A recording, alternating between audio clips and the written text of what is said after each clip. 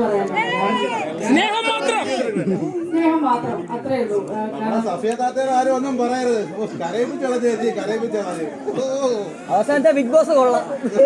കയറി വരോ, എന്താ ബിഗ് ബോസിൽ കയറി വരുമോന്ന്. അപ്പോ എന്തായാലും ഇതൊരു കുടുംബചിത്രമായി കുടുംബത്തോടു കൂടി വന്നിരുന്നു. ഇവിടെ നിങ്ങളെല്ലാവരെയും കണ്ടപ്പോൾ വളരെ സന്തോഷം തോന്നി. പിള്ളേരെ ടെമ്പിൾ റൺ കൊടുത്താണ് അടക്കിയിരുത്തിയത്.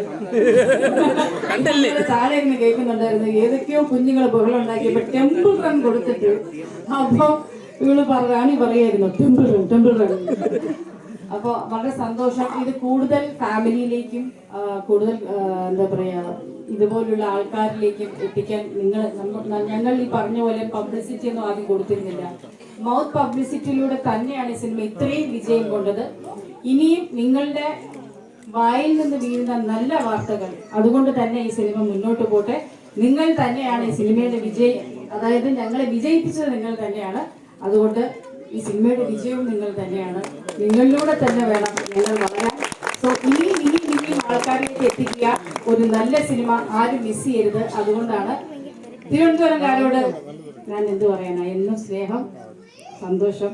നിങ്ങളാണ് എൻ്റെ ശക്തി. നമ്മളൊക്കെ പപ്പനാവിന്റെ ആൾക്കാരല്ലേ?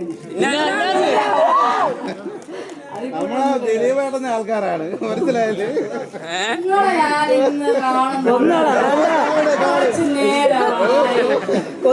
വേണ്ട.